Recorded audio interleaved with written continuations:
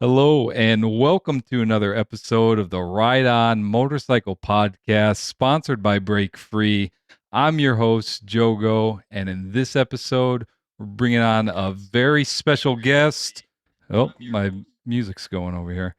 We're bringing on a very special guest today, CEO and co founder of Break Free, the popular helmet light that I promote the heck out of.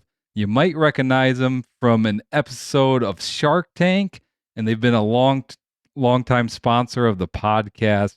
Bringing on my friend Alex. Can't wait to bring him in. But before we do, just a quick announcement. If you haven't joined my Facebook group yet, make sure you go to Facebook, type in Jogo Motorcycle Adventures, and the group will pop up. Click join. And in there, I like to share some stuff that I don't always share on YouTube. And I also schedule events like this one when I'm going to have my free practice sessions and whatnot. And also make sure you check out my website. You can see it down there below, jogomotorcycleadventures.com. That's where you can register for my free practice sessions and private lessons. So, with all that out of the way, we're going to go ahead and bring in Alex. And I'm sorry, guys, I'm failing you. I don't have an intro prep for him. Again, not a content creator, so it's easier when I bring in content creators. But let's go ahead and bring him in. All right. Welcome, Alex. Oh, thanks. Thanks, Joe. Pleasure to be here. Yeah, man. Me and Alex were talking offline a bit. I'm like, man, I don't know why I haven't thought of bringing you on. You guys promote the live stream, make an awesome product, and there's a really cool story behind it that I'm excited to dive down into. All right. And before we get into it, let's see who we got in here. We have Karen. Karen stopped by on her. She's going to be on her way home from the movie, so she's going to tune in a little bit later. We got Lee Sturges, one of the Let's Go crew members, always about 17 hours early. I think he's been sitting in here since yesterday. Then we got Gerald Murray, another Let's Go crew member. He said he's going to be at work, so he's going to have to catch it later, but he's putting Break Free on his birthday list. So, and Gerald's girlfriend, so she's in here. So make sure you're paying attention, Christine. Then we got GoBot in here. We got Be the Boss of Your Motorcycle, Robert Simmons. Welcome, sir. Another member of the Let's Go crew. So I want to thank everybody for tuning in. So let's go ahead and roll right into it. So the first question on that I have for you, why don't you just go ahead and tell us a little about yourself, what kind of motorcycles you ride, if you ride, let us know. Sure thing. My name is Alex Archangelski. A lot of people can't pronounce my last name, but it's Archangel Ski. And I'm originally from Minsk, Belarus, moved to the United States back when I was 12 and grew up in San Jose in the Bay Area. Started riding when I turned 19. Um, that is also the same year that I ended up moving out of my house because I got a motorcycle. Um, was commuting on my motorcycle to school, graduated from San Jose State, and that's where the concept of Break Free was born. Um, so yeah, I've been riding for a little while. Currently riding a 2023 Triumph Tiger 900. Love that bike. Before that, I had a Street Triple, and before that, I had a Honda VFR, an R6. Before that, yeah. So been riding for a little while. Um, yeah. All right, very good. So we're gonna end up rolling into the second question here. So let's go ahead. I'll let you explain it first, and then I'll show a little promo video. But for question two, what exactly is Break Free, and how did the idea come about? Sure. So Break Free, and I guess I could use my little prop here since it's handy. Break Free is a smart wireless motorcycle brake light that attaches to the back of the helmet that you already own. So you don't need to, you know, get a special helmet that works with Break Free. It works with just about any motorcycle helmet that's out there on the market. Attach it to the mount like that. clips in, it's safely on there, and then it's using sensors that are built into the device itself. So there's nothing to hook up to the motorcycle. There's no apps to download. So it's a super low friction installation. You slow down, you get a brake light. It's using proprietary algorithm and combination of sensors to detect any time you're slowing down. So not just braking, but engine braking, downshifting, emergency braking. And it's weather sealed, so you could ride in just about any weather and just one single button to use the device. So it's as simple as it could be, just very effective. Yeah, it's an amazing product. You guys know I promote this all the time, and I'm an avid user of it for the past couple years now. The So everyman. yeah, so the second part of that question, so how did exactly did that idea come about? I know you said it's a long story, but whatever you want to share, how did you come up with this idea? For sure. I'm gonna try and make it concise. So, All right. as I mentioned, I was been commuting on my motorcycle to school quite often. Started riding in the Bay Area, which is known for how congested and traffic laden it is. So it was really just connecting the dots. I started an internship just out of college, trying to get experience in the entrepreneurial world. I asked my professor to hook me up with a entrepreneur that's working on something, and she came through for me. She paired me up with a San Jose State alum who graduated many years before me, and he was working on a whole bunch of projects, and one of them was a brake light. However, it was for cars, and he aimed to prevent some accidents while driving a car, and he wanted me to do all this market research to figure out whether or not that product is viable. So what I ended up doing, and cutting the story a little bit short because it did take me about 6 months to come up and tell him, like, hey, I don't think the car idea is really going to fly. I don't think car drivers feel that insecure or feel like they need one more brake light. They already have three. Why don't we pivot this idea into the motorcycle world, knowing that commuting is dangerous?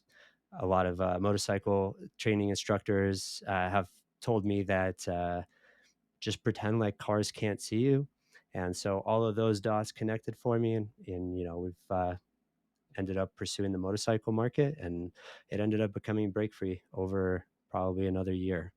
So many prototypes and ideas later, break free was born.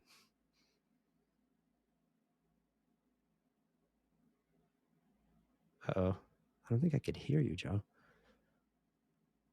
Sorry, I muted my Oh, mic. all right, cool. I thought it was another technical issue on my end, me touching a button or something. No, it's all good. Yeah, so I Nice. mean that's a really cool story on how it came about, and then you actually had to bring this concept to reality, and you ended up bringing it on to Shark Tank. The big question a lot of people probably want to know, what was that experience like being on Shark Tank? I can only imagine it's got to be nerve-wracking. You're trying to close a deal. I mean, why don't you tell us a little bit about it? Well, for sure. I mean, it's nerve wracking. That's kind of the theme. I am not a extrovert. I don't really seek out extra attention for myself necessarily. So being on a show where millions of people are going to see you and you have no idea if you're going to mess up potentially or say something silly and become a meme online or, you know, get shut down, that kind of thing was on my mind before the show.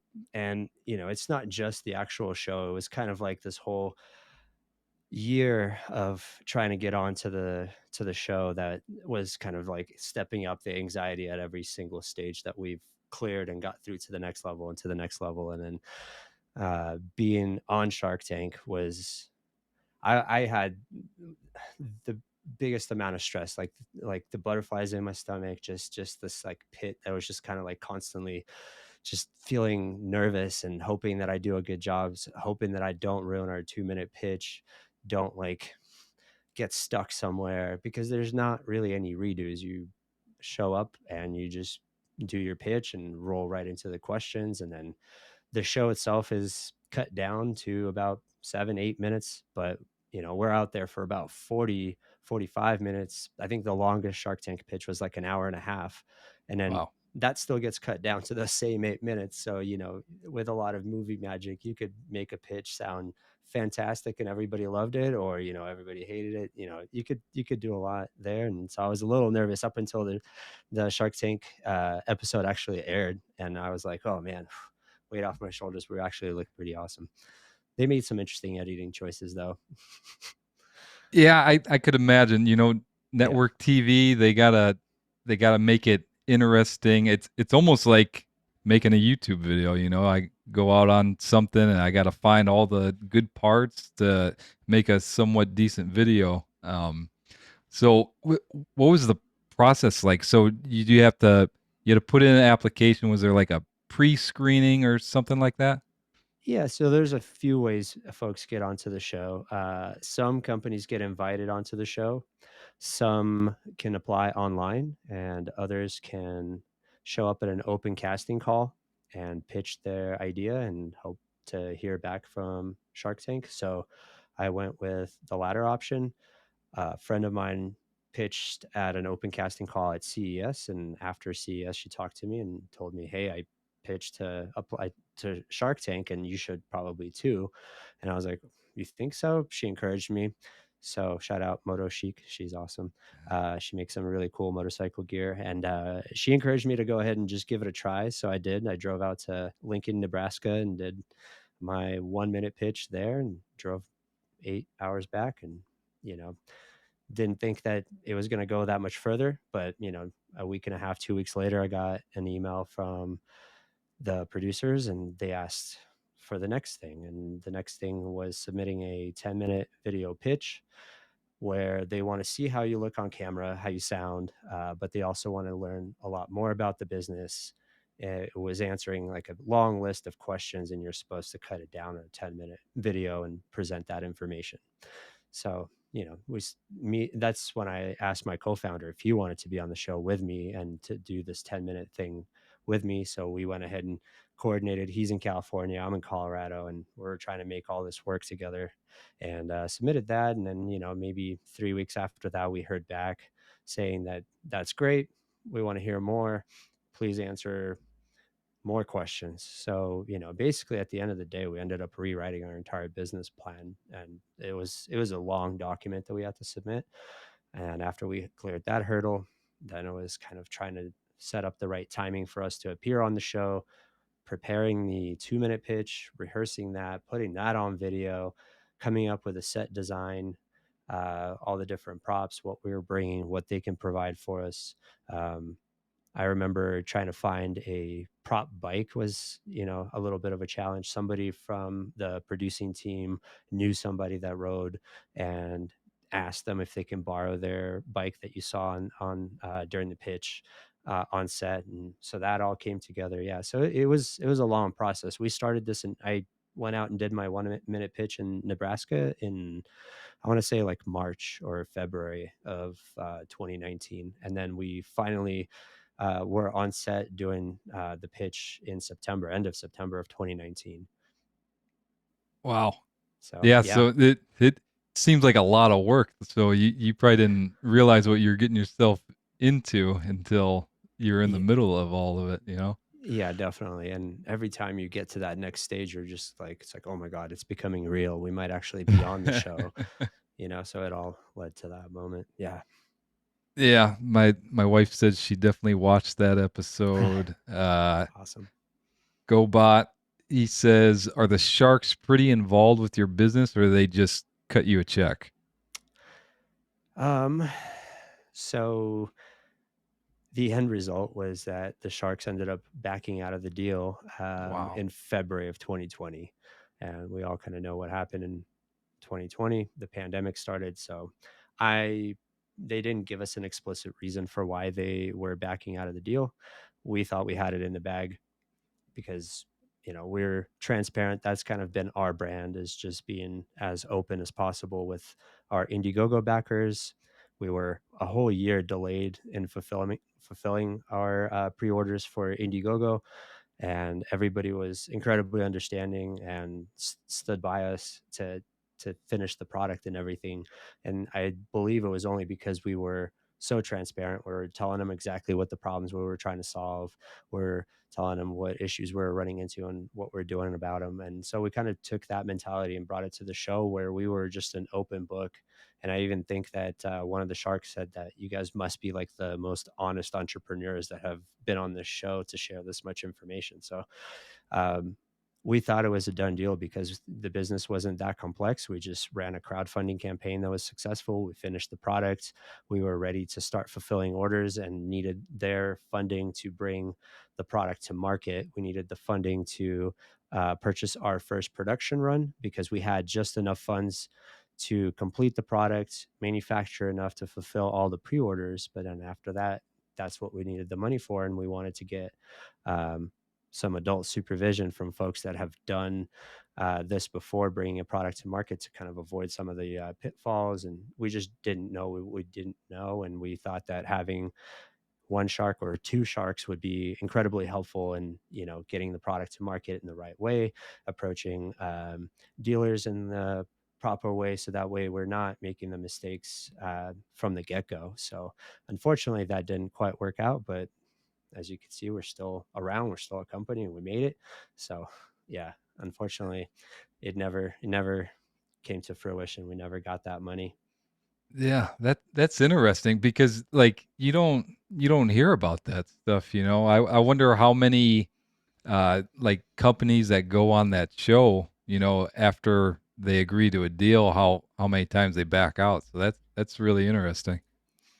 Yeah, it's less uncommon than I thought, um, and that's us having our experience, and then connecting with the Shark Tank alums, and learning from them, hearing their stories. There was an entire episode, like our entire episode from season 12, was a patchwork of all these folks that have pitched on season 11. So we were pitching for season 11, Hmm. but that show, they ended up telling us, one, the episode isn't going to air, and then so everything kind of imploded on us in Yeah. February of 2020. We thought everything was for naught. We spent this whole year trying to get on the show. We got this deal, and we were just feeling on top of the world, like we made it. We've got two of the sharks that we wanted on our team. Everything's going to be amazing. And then it all kind of came apart. And then at one point, we thought we were not going to air at all. We're not getting the deal. What are we going to do now?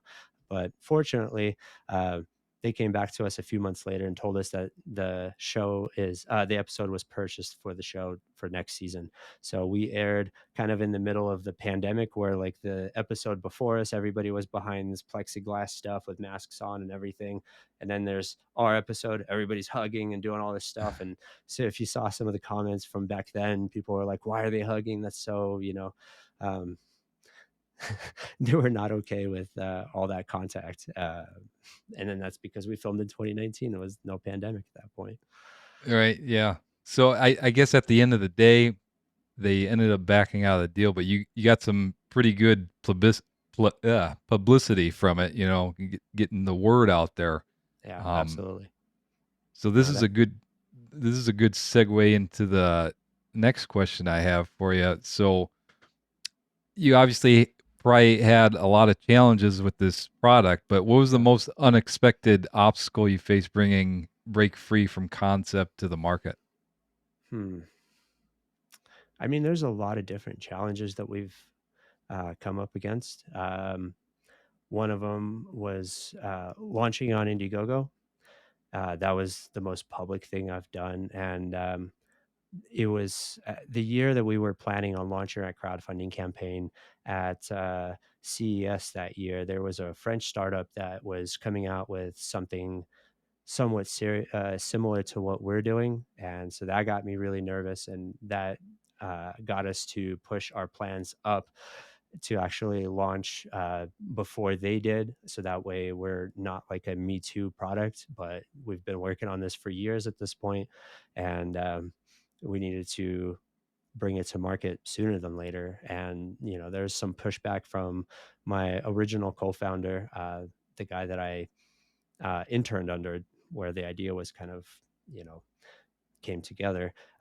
He wanted to do quite a bit more testing and just wanted to be extra sure that this product is going to be successful. And I had to push back, and that was a pretty big point of contention. You know, it's not often that you know you're pushing back against somebody that's, you know, initially was your boss, then became co-founder and supposed to be a mentor to me. So we kind of had this weird relationship. And so for me to push back strongly and say that we need to go to market now, we need to push up our timeline, we need to get this going. So that was one of the challenges. And there's been numerous other challenges with the pandemic, with the supply issues, the logistics, Shark Tank. That was, you know, probably a pretty low point in my life. I was pretty depressed in February of 2020, but then, you know, everything happened for the best. You just don't quite know that at the moment. Yeah, there's a lot. I mean, I can go into any direction you want. Yeah. Yeah. Well, that's the entrepreneurial spirit, you know, you just get knocked down, knocked down, knocked down, and then you just got to keep on trucking, man. And you Yep, guys have obviously done an excellent job. I mean, I when I'm riding around, I'm starting to see these lights more and more, and excellent. not only for motorcycles. I've been seeing them a lot. I don't know what they're called. They're the one-wheeled unicycle motorized things, and Yeah, I, electric I unicycle.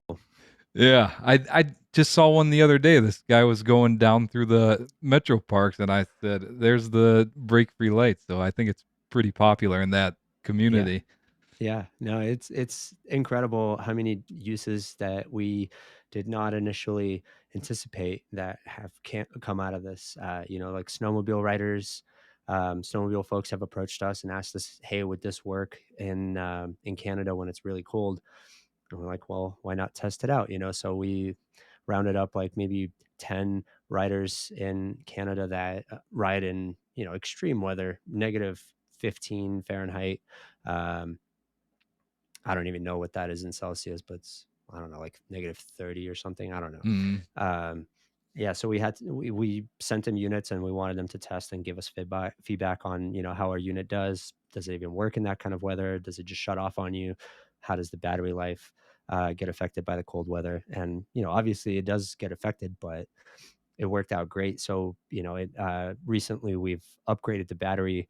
Uh, f- the battery's mostly the same. The capacity increased just a little bit, but the focus was to make sure that it works at the extreme ranges of temperature. So, you know, super negative cold weather where brake free can still function for 5 6 hours on a single charge. We thought that that was incredible. But yeah, electric unicycles are another huge segment that we did not anticipate, but it makes total sense. You know, those guys are yeah. flying around at 40, 50. I think some of them even go up to 60 now. It just seems like an arms race to try and get these things faster. And you're really trusting this device to keep you upright. And then if you do go down, you know, it's not going to be pretty. So a lot of the riders intuitively gear up. They wear basically all the same stuff that motorcycle riders ride with, including a full face helmet, and a brake free somehow became part of their standard kit, which is amazing. So we've been Yeah, connecting with just those riders as well. yeah, just fell right into place. And on a side note about it working in cold weather, I wore it I think 2 years ago. I went from Cleveland, Ohio, all the way to Daytona, Florida, one trip. Wow. And when I left, I think it was about 29 degrees. And until I got to North Carolina, I don't think it got up and until I hit North Carolina, it didn't get above maybe 30 degrees. And when you're on the motorcycle, I mean, Wow. that's just freezing. So, That's so and cold. I think it was about a 15, 14 or 15-hour trip. And when I pulled into the Airbnb garage, the light was still on. The battery was dying, but the light was still on. That was actually when I was testing it for you guys, and man, I was blown That's away by that. incredible. That's Yeah, incredible. That's awesome. yeah. So Forward Love says this is actually a smart idea. Maybe these should be mandatory for all riders. Safety first. I agree. I mean, it's a no brainer if you ask me. I'd like to agree as well, but you know, I feel like the helmets have to come before brake free becomes mandated in any way. Right, right, right, right. Yeah. Karen says, I have an LED light for my bicycle helmet. Thank you, Alex, for making one for motorcycle helmets. My pleasure. Yeah. All right. Let's go ahead and move into my next question here. Kind of talked about it a little bit. Question number 5. What was the testing process like to ensure the light would be reliable in various riding conditions? Did you guys have to, was it like self-tested, or did you actually ship it out to somebody to test?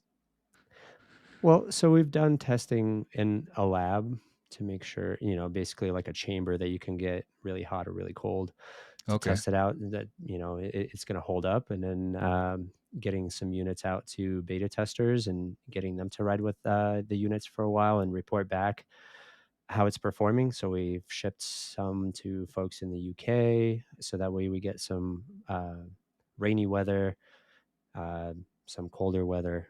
We did not test in like the negatives because we never thought that riders would be riding in that kind of weather.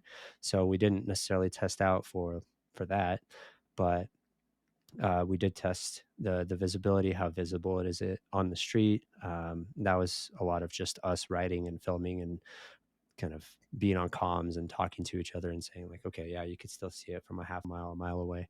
Um, Lots of writing hours been put into making sure that the algorithm works the way we intend it to, so that way it's not too sensitive, it's not um, too slow to respond to things. So we were aiming for almost instantaneous response without having any false positives. So that was a big focus point for us, is to avoid false positives on the algorithm activating the brake lights when it's not supposed to be. So it's ignoring all the going over bumps and then head checks, looking behind you, that kind of stuff. So that was a big focus in the beginning. Then we've tested out the mount to make sure that it holds up. Yeah, I mean, we try to test as much as possible on the shoestring budget that we had to get this product out to market. Um, yeah, so Yeah, I bet you the false positives for like head movement and the bumps and stuff, that had to have been tough. And I tested that in my review, shook my head and stuff, you had the did. 360 camera up, and I was it's holding my breath flawless. while you were doing it. I was like, oh my God, is it okay? Yes, Yeah, it's doing what it's supposed to. Awesome. yeah, and obviously at the time I'm on the bike, so I don't know if it's working or not, but Right, right. going back looking at the footage and that video, it was actually cold outside. It was like middle of winter, but I had to test it. It looked Uh, chilly. yeah, it was cold. It was definitely cold. But man, I'm just so impressed on everything. Just works so flawlessly. It's simple. You just slap it on the back, good to go. No wires, no nothing. But this is a good segue into the next question.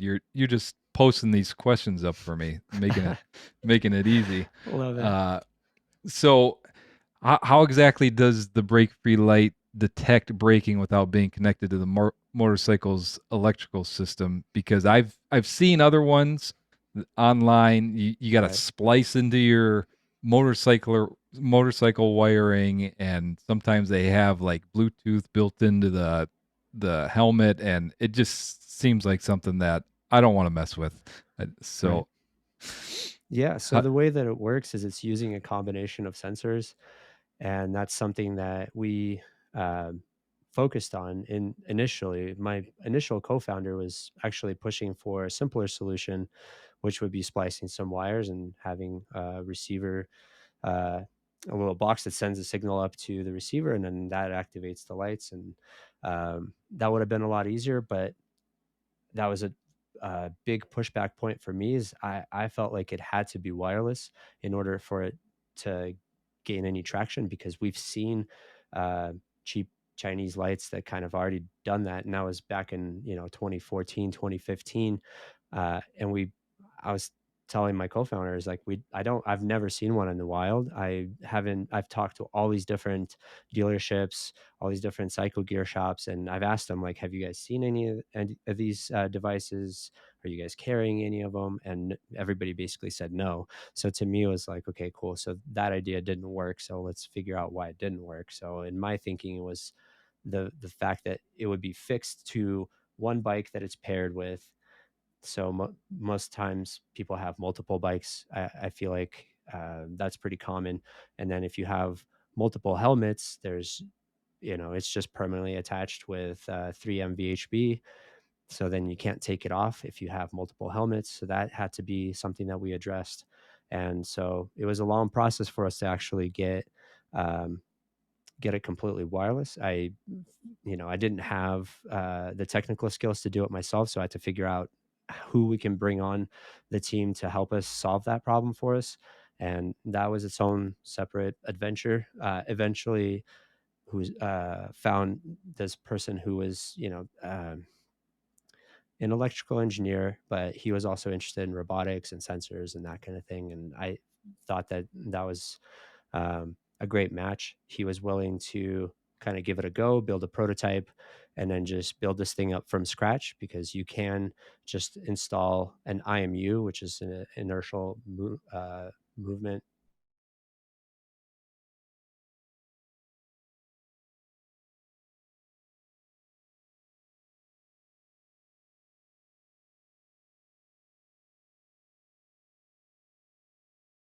measurement unit. We're Okay. using the accelerometer and gyro. So the gyro is what's helping ignore head movements and tell the device which way it's heading. And the accelerometer is what's detecting the change in velocity or you slowing down.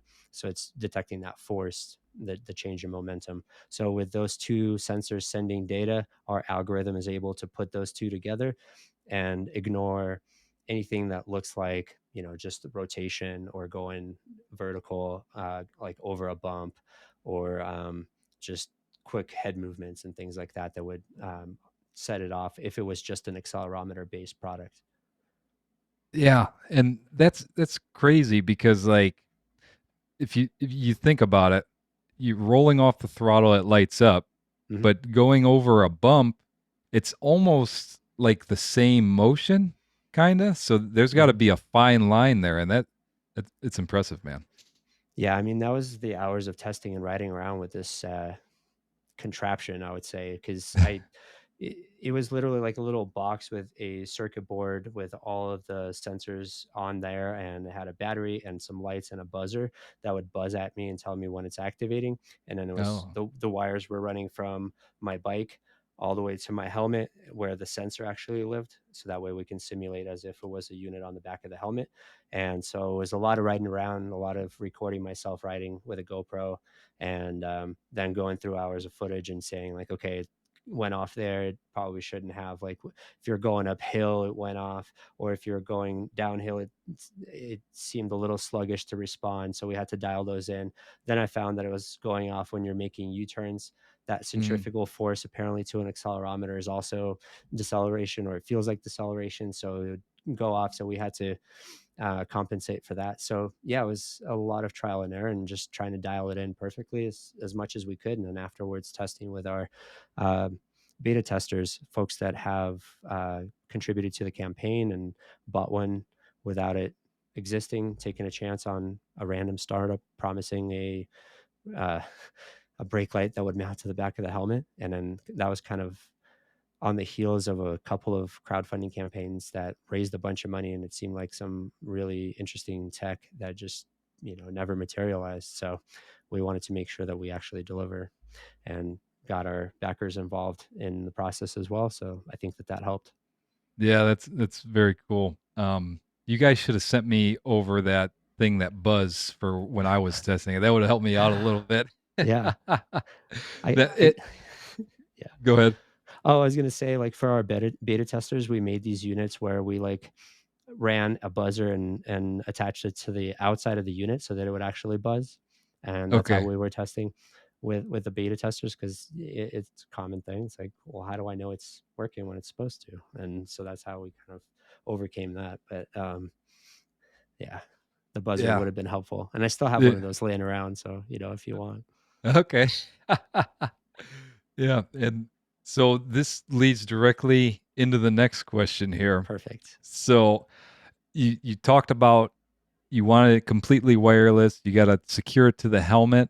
How did you balance creating a secure attachment while still making it easy for riders to install on virtually any helmet, because there's a lot of different helmets out there, and it fits on probably what, like 90 some percent of the helmets out there. Yeah, I can count on maybe one or two hands how many helmets we don't quite fit. And that would be like the Bell Star, for example, that's got like, crazy geometry in the back where Mm-hmm. the mount would need to go, where it's a bunch of angular surfaces. But yeah, just about any helmet with a small patch for the mount to go, it should fit. So back to my trusty demo here.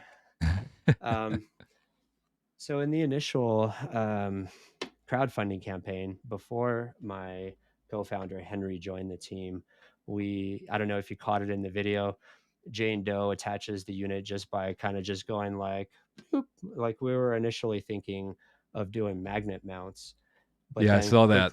yeah. So those were some really nice shiny washers that I borrowed, and then had magnets kind of taped to the inside of the unit. Uh, that's the stage of the prototype when we launched. It was a little bit of a mess, but what we ended up doing is I ended up bringing my now co-founder Henry, who solved this problem for us. We discussed, the initial idea of possibly using magnets for mounting and having two mounts that would go on the unit. But then we realized that magnets are very planar, where they work really well if they're making great contact. But if there was ever a situation where the helmet curvature didn't quite match up with break free and there was a little gap, or if it didn't quite touch perfectly flat like this, if it was like that or slightly off, that magnetic force drops off quite significantly. So we pivoted away from the magnet idea, and then what ended up being just a simple elegant solution is just a mechanical mount. And then this snap right here is what's um, providing the force that's holding the unit onto. See, there's like a little bump. Sorry, I'm moving it to the wrong side. Yep. So it's catching this bump right here, and we had to dial in that force perfectly so that way it doesn't take a ton of effort to take it off the helmet, and it could come off the helmet if you were in an accident or anything like that. So that was all considered. um, but yeah, it's just an ingenious simple solution where it's just a dovetail mechanical mount where there's like a little rib on the side that's holding the unit to the helmet, and the snap is what's holding it on. So we had to, you know test it thousands of times, just clicking on clicking to make sure that the strength of the plastic mixed with nylon um, is strong enough so that way the snap mechanism doesn't wear out over thousands of uses, that it doesn't come off when you shake the helmet or do anything that's you would normally do on a motorcycle, but easy enough for you to take it off the helmet and transfer it to another helmet or to charge it, whatever it is that you want to do. So yeah, it was a lot of just testing different mounts, different snap mechanisms, different strength, different thickness for the material, different um, little bump out clip things. It's a technical term. Um, yeah. So as Yeah. you could tell, I'm not the mechanical engineer or the electrical engineer or the industrial designer. I'm just a business guy who wanted to see this thing through to the end, and just gathered a smart team of folks that managed to bring this to market. Hey, that's how you do it, man. If you don't know something, bring someone in smarter than you and work together. That mount though, I magnetic does sound awesome, but after explaining the difficulties that you would have with it, it makes complete sense.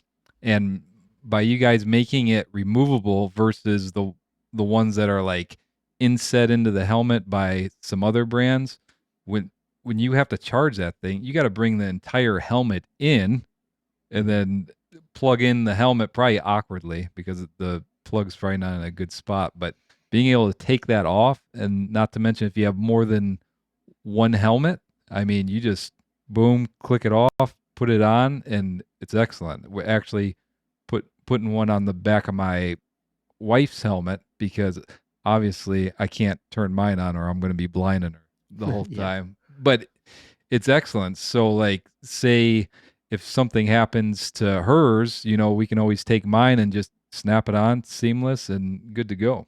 Yep. Exactly. That was the thought, is that we wanted to make it easy for you to transfer from helmet to helmet, so that way you don't have to buy the expensive bit over and over. You can just buy extra mounts and put those on all your helmets. Right, And definitely. we've actually had the opportunity to test how well our stuff holds up to a lot of different bumps. And a person that was doing a solo Baja 1000 race reached out to us. He lives locally to me in Colorado, and he was looking for a sponsor. And we eagerly jumped on that whole uh, bandwagon and provided a few units. So our unit survived an entire Baja 1000 race without coming off. So, I don't know Wow. how much more of a testament to the validity of how well the mount holds the unit on the helmet you would need, but it survived that. I feel like it could survive just about anything you do on the road. Yeah. And to add a note, so I've had the light for 2 or 3 years, and I've had several different helmets, and Mhm. I've been able to use a hair dryer, unstick it, and then just move it to the next helmet Oh without no, having to buy in don't do another that. mount. You know a It's on guy. there. Yeah. It's I all could right. send you some mounts, man. That's Yeah. Please don't do what Joe did. That's the adhesive is one time use. I don't know how well it would hold up if you were to take it off and stick it on. So, All public right. service announcement: Uh, get yourself a 12.99 2 pack of mounts, and you won't have to lose a brake free. Fair enough. Fair enough. Uh, let's see what else we got in the chat here. We got Cleveland Bro 64 champ with the thumbs up. Christine says, for someone who cares about a rider, I really appreciate the extra safety precautions. Let's see. Gobot has a question here, but it's one of my questions, so Okay. I don't wanna bring it up just yet. All right. Uh, Lee Sturgis says, good idea for light bar on the back of bikes when downshifting. Wouldn't be bad. A lot of people have commented on the review that I've done saying they want to get one and they might just find a way to mount it to the back of the bike, but Mhm. obviously that's not going to work very well, especially with the curvature of it. But maybe another product in the making for the future or Maybe. something. Maybe. Yeah. All right. Okay, so now let's go ahead and move into question 8. So we touched on a few of these.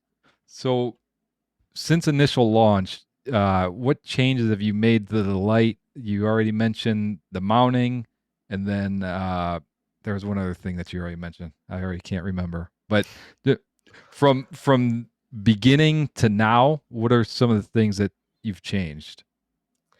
So a lot of the changes were done because we needed to adjust to the supply constraints on certain components. For example, we've had to change the battery because the battery we were using completely got back ordered and nobody had them. And us being a small guy who can't order thousands and thousands and thousands of these, we had to pivot and find a different supplier for the battery. So we had to do all that testing basically from scratch to make sure that the new battery is doing as well, if not better than the previous one. So now we have a larger capacity battery. So initially we started with a Samsung battery, which was, I believe, 2,800 milliamp hours, and the current version is 3,250, so 3,250 milliamp hours. So quite a bit more charge and slightly different chemistry now, so that way it performs better in those cold conditions. We've been fine tuning a few small things, like, for example, we've heard enough feedback from folks that the button was a little too flush. So we've actually bumped up the height of the button to make it easier for you to locate with your gloves on and to press down on, because this whole unit's sealed. This whole um, outer shell of it is just essentially all one piece, except for maybe the cover itself that's ultrasonically welded on there. But this whole lens piece is all one piece, so there's no actual hole for the button to go through. So we had to dial in the durometer for the rubber surround, um, to be easy enough to press down and to get like a good tactile feel to it, and be able to engage it and know that you're pressing a button, not just pressing on like the side or something. So that's been we've changed a few small things on the circuit board for better heat management. And but in terms of the actual algorithm, we were anticipating. Ooh, congrats! You got Hey, $10. thanks, Keith Let's go, Blackston. Keith. Hey, appreciate Um, the super chat. Oh, and I have a sound effect that I always play for the super chats. Super chats. Keith nice. Blackston, another member of the Let's Go crew, and he doesn't have to do that. He's already a paying member to the channel, but we appreciate it. That's amazing. That's All right, awesome. as you were saying, I forget what I was saying. What was I saying? Oh yeah, the algorithm. yes. So we were initially thinking that maybe we didn't get it quite right, so we'd have to start developing some way for folks to adjust the algorithm, the sensitivity, and play with those settings. So we kind of developed this like um, very crude app that we thought that we would have to then rapidly produce if there were issues. But over the last 4.5, 5 years, we've really had very minimal complaints in terms of how effective the algorithm is. So we had no need to change the algorithm or to change the settings or anything like that. So you know I guess there's something to be said for spending thousands of hours actually testing the product before you launch it. So that worked out great for us. So yeah, and haven't had to make too many drastic changes. Added we've added the Excel mounts to. Oh, let's go. Oh, thanks, GoBot. Another super chat. Let me play the sound effect. And side note, Doodle on a motorcycle stopped in. Super chats. Appreciate that, GoBot. And Awesome. Doodle is another person that loves Break Free. So glad she came in here. Doodle's amazing. She was one of your guests. I loved that episode. Yes, yes, yes.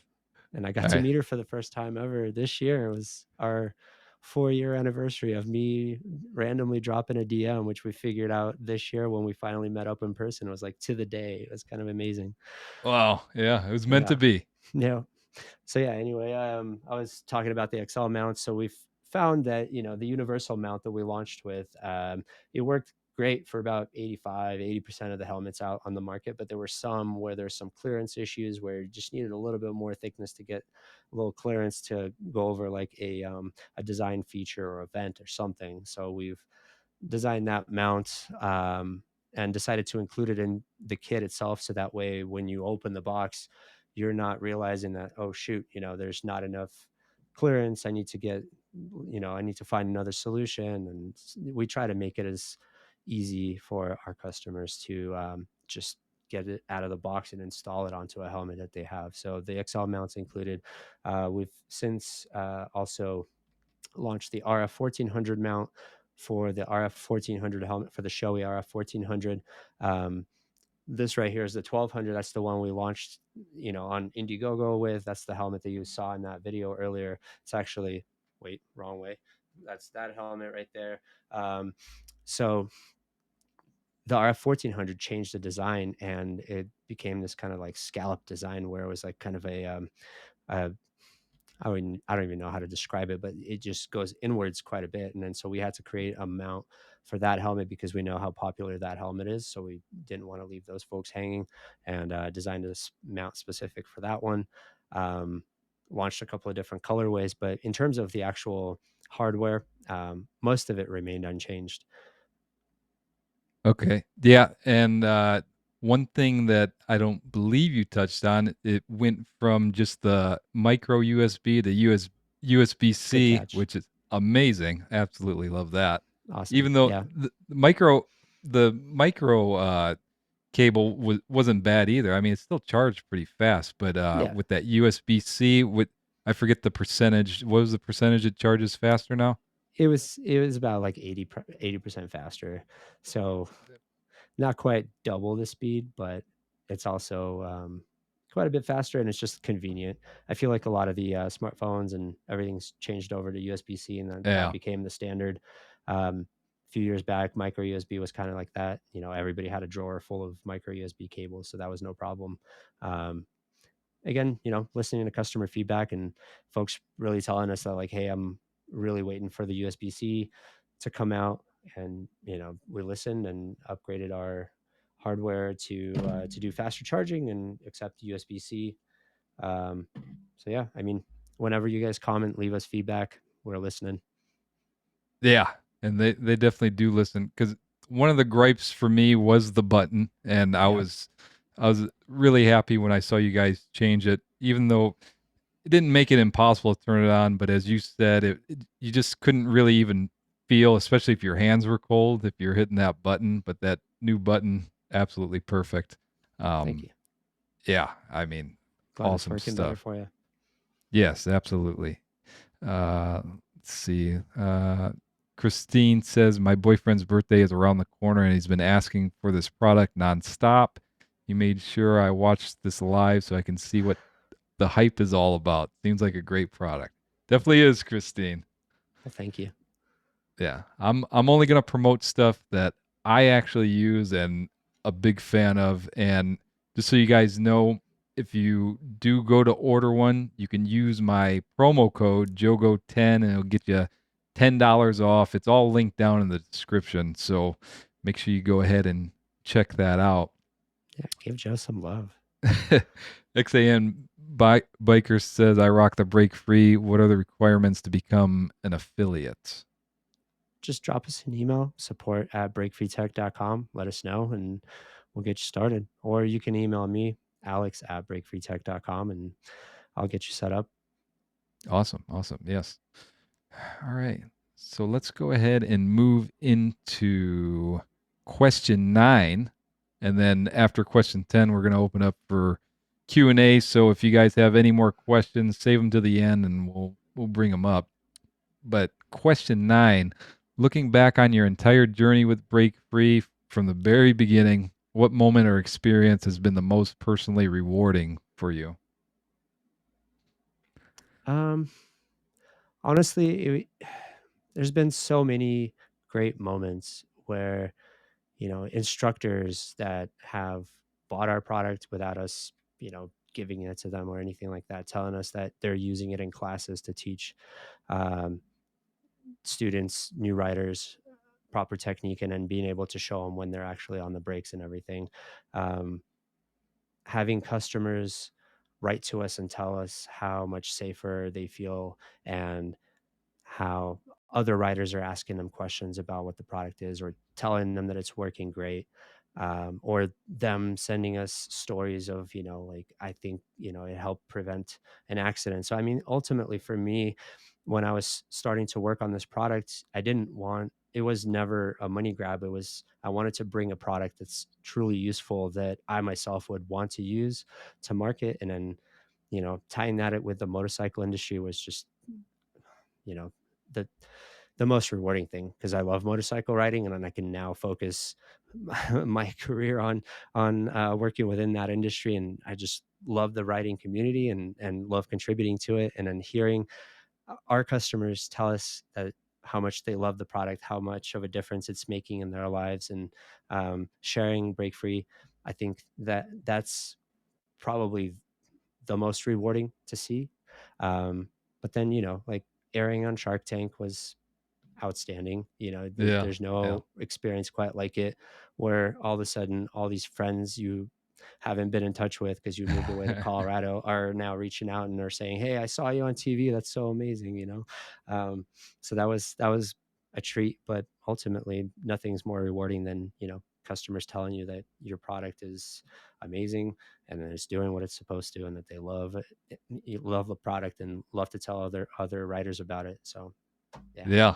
I mean, I couldn't tell you how many times I'm sitting at a stoplight or something, someone rolls up next to me and they're like, "What is that thing on the back of your helmet?" And I'm trying to like yell through my full face helmet trying to explain. It's awesome though. And actually, when I went to Yamaha Champ Street last year, did that course, I showed up and I had that on there, and one of the instructors like, I love those things because you can see when you're on the brakes and whatnot. So it's definitely getting deeper into the motorcycle community, which is absolutely amazing. Yeah, absolutely.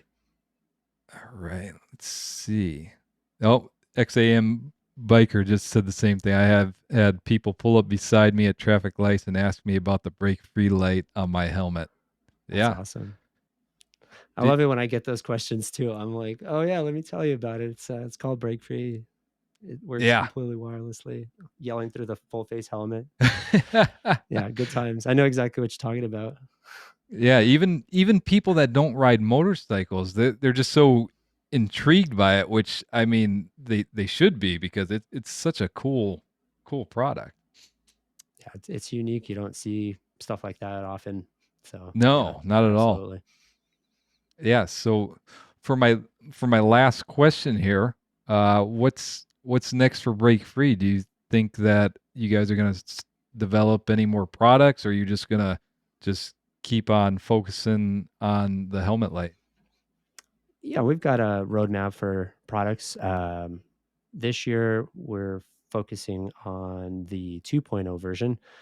And, a lot of the details are still not quite flashed out, but the 2.0 version is in the works. We're also considering doing a PEV version. So for those electric unicycle riders or the electric dirt bikes, electric scooters, those guys have slightly different needs.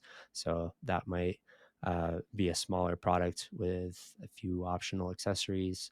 Yeah, there's quite a few products that are still something that I want to see come to fruition. So yeah, stay tuned.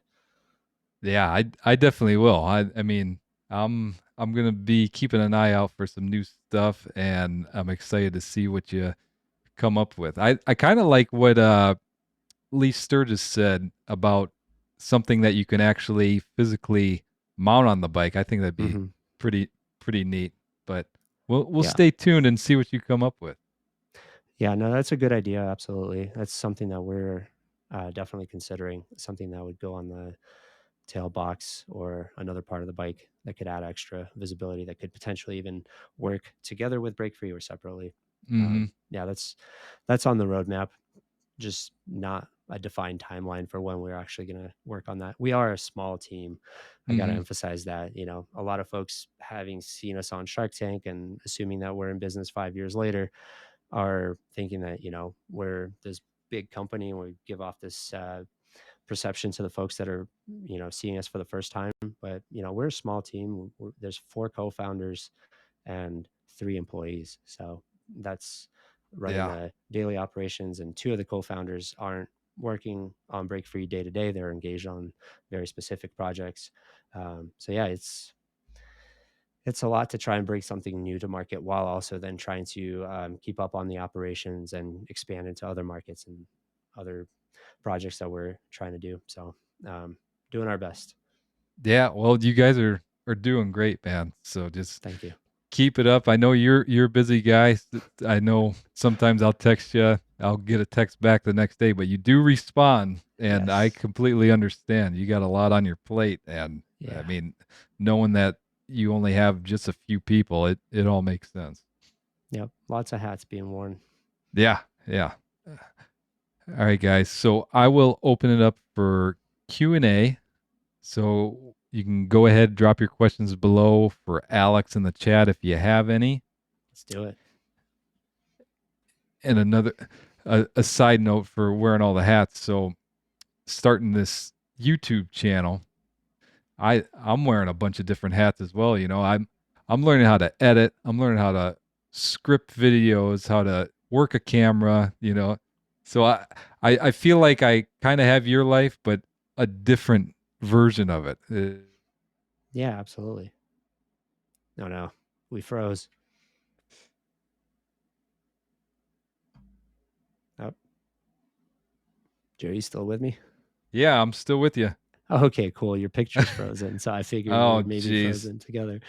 Well, I hear you, so that's good. Can you repeat Okay. that question one more time for me? Sorry, my ADHD brain. It's like squirrel. Oh no, it's okay. I was just saying, with me starting the YouTube That's right. channel, I feel like I'm wearing a bunch of different hats, just like you. Learn how to edit these cameras, how to work them, scripting, making thumbnails. It's a lot of Oh work. yeah. Yeah, man, it's a full-time job, and then it's not necessarily stuff that you know you're going to end up doing as part of running your own business or YouTube channel. That's I see it as running a business, to be honest, because yeah, same here. Like there's a lot of stuff that I just don't like doing, like accounting, for example. Yeah, Um, so I hired an agency to help us with the accounting piece. But yeah, it's just a lot of stuff that you just don't think about when you're launching the business. You're like, yeah, we're going to be innovative. We're going to like launch this thing. We're going to go to all these events and sell and do all this stuff. But then there's all this like operational stuff that you just don't think about until you have to do it. And exactly. And you it's learn it's as you go. yeah, absolutely. You have to have the mindset of I'm going to be a lifelong learner and going to have to pick up some skills I didn't think I needed, and Yep. just taking it all in stride. Yeah, man, I'm proud of you. Your podcast has come a long way.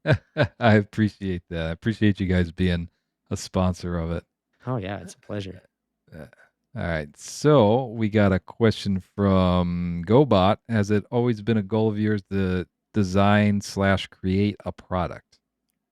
Yeah. So when I was going to school at San Jose State University, I was just doing a business major, and then I pivoted to doing entrepreneurship focus business degree because it was the shortest possible major that I could complete and just be done with it, because I was at the time working full time and I had a young kid. So for me, I was just like so over school and just wanted my degree and a piece of paper saying that I can now qualify to do work that's not working in retail or something like that. And it ended up being the best thing because I got super engaged. It was all super interesting to me. I've always had like a notebook where I would just jot down ideas for different things, and coming up with a product has always been on that list, and all these different ideas for things that I could have done. But, I think you put that out in the universe, and then an opportunity drops in your lap in form of an internship, and you take it. I thought that that was going to be my way into learning how this whole product design cycle works and how that all comes together. Like how do products become real? What does it take? So yeah, I've always had the desire, just not necessarily the skill set or the knowledge of how to do it. And Mm-hmm. I was fortunate enough to get into the right environment to where that became a possibility. Yeah, that's what on entrepreneurs. I can't even say the word entrepreneurs do, man. Like I feel like you're born with it. Like it's you don't choose it; it chooses you. You Maybe. always you have all these ideas, and I mean, I consider myself one as well. Me and my cousin, which is actually GoBot, started a Amazon business that didn't obviously didn't work because I'm here now. So, Well, but you're it could always be a thinking side of the gig, you next never thing. know. Yeah. All right, let's see what else we got here. We got John Goldsboro. Does it work with the LS2 Advent X helmets? It absolutely does. That's the modular helmet that flips all the way back. And Okay. there's actually a perfect spot to put that mount. There's a little plastic piece at the base of the helmet, and just Mm. above it is where the mount would go. And when it swings all the way open, there's probably 2-3 millimeters of clearance right there. So it Oh, absolutely perfect. does work on that helmet. We've test fitted that one because a lot of the police departments are switching to that helmet now, and it was constantly being asked at trade shows. So we're like, all right, we're just going to go out and buy one and make sure that it fits. So I Right. I can share some pictures with it on. It looks pretty awesome on that helmet, to be honest.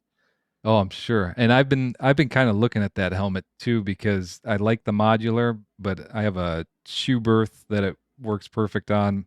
But like when you have this big, the big chin just Hmm. hanging up there when you lift it up, it's heavy and Yep.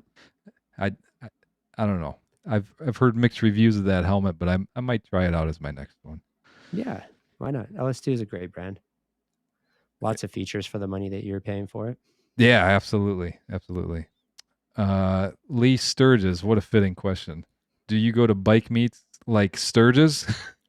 We've been invited to Sturgis a couple of times, and one time it overlapped with something else we were doing. I think we were doing Moto America, and it happened to overlap.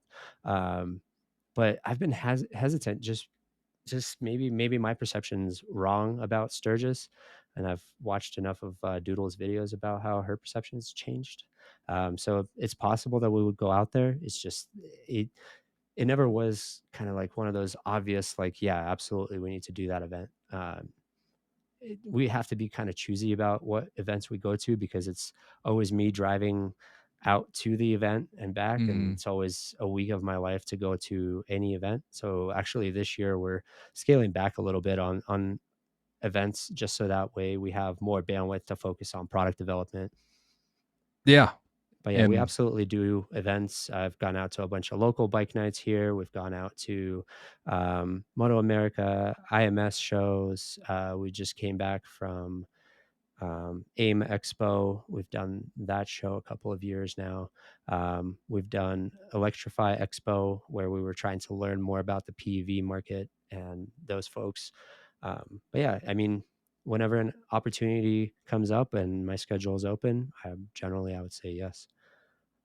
yeah, I think starting to attend some of those rallies might be a good move because I've noticed within the past, I don't know, 2 or 3 years, I'm seeing a lot of full face helmets with That's people excellent.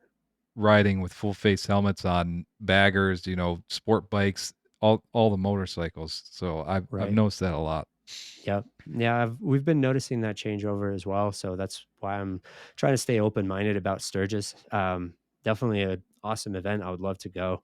Um, just initially, maybe it was just my own thinking that like that's not our demographic exactly. It seemed like a lot of folks didn't wear helmets, which is kind of crucial for break free to make sense at all.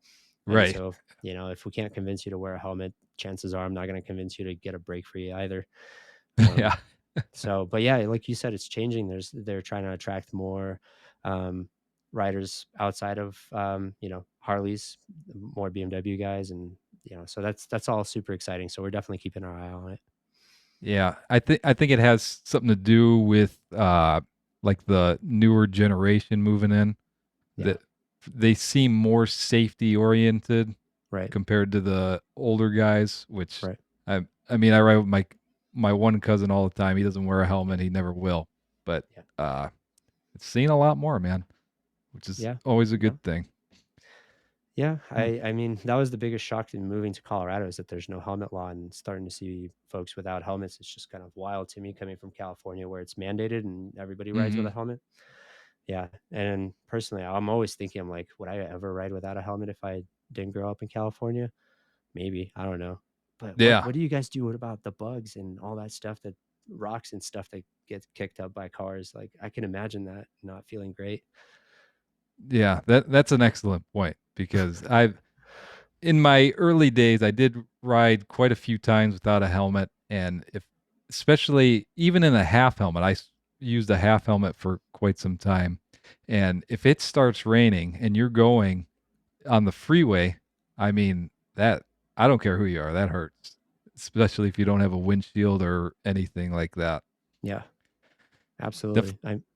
Yeah, I mean, helmets are lifesavers, man. It's like, and in doing all the research and prep work for Break Free before we even started working on the product itself, it was a lot of market research and looking at all the reports and all the data around, you know, TBIs and injuries that happen because of motorcycle accidents, where the most, like, what areas of the body get hurt most often in a motorcycle collision with anything. And it's just so much, it's like such a high percentage of contact with your head. And it's traumatic brain injuries are no joke. And some folks that I play hockey with have stopped playing hockey because of numerous concussions and just lingering symptoms. And I can only imagine how much it changes your life to have to deal with that. yeah, So, for me, it's a no-brainer, but to each their own. right. Yeah. XAN biker says bugs hurt at 60 miles per hour. That they I do. believe it. Everything hurts at 60 miles an hour. Even rain Yeah. hurts at 60 miles an hour, right? Yeah. Yeah. Yeah, it I feels. I don't know if it ever happens to you, but once in a while you see this big black blur coming at you and it's like slow motion and then all of a sudden it's just an explosion because some type of bug nails you in the face. Happens to me all the time. Yeah, I mean, when I'm riding and I'm like a wasp explodes like right in like where your eye would be, or like, oh god, that could have been my eyeball if it wasn't for my helmet. You just see Yeah. it splatter all over. Yeah. The one time full face let me down though. I was wearing my full face going down the road, and then all of a sudden I felt something hit me right in the neck, and the next thing I know, it felt like somebody just stabbed me in the neck, and Oh, it was a bee. A bee oh got me. no. So that Yeah. was not fun. Oh man, I'm the biggest girl when it comes to like bugs and stuff. Like I had one fly into my jacket. I was just like, I thought I was gonna crash. I like pulled over immediately and I like took all my stuff off and I was like dancing around. It was a hilarious sight. I don't think I had my 360 running. Otherwise, I would have posted it. It was silly. Yeah, that's never a good scenario to be in because you're pretty much trapped until you stop. Yeah, But yeah, exactly. it is what it is. All right, Alex. Well, the chat's slowing down. Gonna not gonna drag this on or anything like that. Respect your time. But before you go, uh, let us know where we can find you, where we can find Break Free. As I said, it's already linked down in the description. Make sure you Yeah. check it out. And yeah, Yeah, find us in the description below. Click that link that Joe's got. It'll get you a nice little discount. If not, www.breakfreetech.com. And if you happen to be in Europe, it's breakfreetech.eu. And we're going to be launching in Japan at the end of March at the oh, Tokyo Motorcycle Show. So we're going to Japan. I've not been out of the country in like 25 years, I want to say, which is embarrassing, but we're going to Tokyo. So I'm super excited. So breakfree.jp, that's the Japanese site that's going to be launching at the end of the month. And then, yeah, on all the socials at Break Free Tech. Break spelled Brake. That's a common misspelling. that's weird. If Well, you I ask mean, a me. lot of people, Oh, break. Yeah. Okay. All right. Yeah. break me off a piece of that Kit Kat bar. Yeah. Break, like Break. Right. Yeah. Right. Right. Right. I guess it makes sense now. But Yeah. all right. All right, Alex. I definitely appreciate you coming on and maybe have you on again here sometime. Yeah, absolutely, man. It would be my pleasure. Thanks for Y- having me on here. Hopefully, I didn't bore your audience to tears. Oh, Thanks for no, no, sticking no. around to the end. Yeah, it was great. All right, Alex. Appreciate you coming on. See ya. All right, guys, there you have it. Alex from Break Free. Appreciate you all tuning in. And if you're watching this live, I'll go ahead and post it to the podcast, which you can find on your favorite podcasting app or website or whatever, Spotify, Apple Music. So make sure you go ahead and check that out. And if you're watching the replay on YouTube, I'll link up a playlist right here to all my other live streams and podcasts. And huge thank you to all the Let's Go crew members. Couldn't do it without you. And as always, this is Jogo with Jogo Motorcycle Adventures. And until next time, ride on.